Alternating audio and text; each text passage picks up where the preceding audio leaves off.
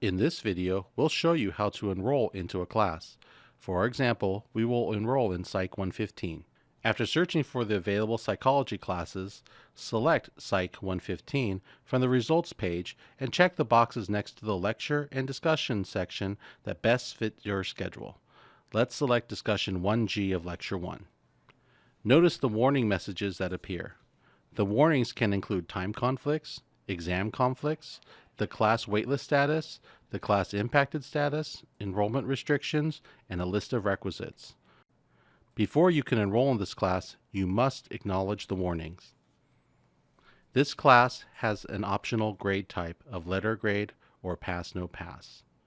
For variable or alternate unit classes, an option will be available to select the appropriate units. Click Enroll to request enrollment for this class. A message will appear that indicates whether the attempt to enroll was successful or not, with an explanation of why you could not enroll into this class. If successful, you will be enrolled in this class along with all associated sections, and it will appear on your study list. This concludes our video.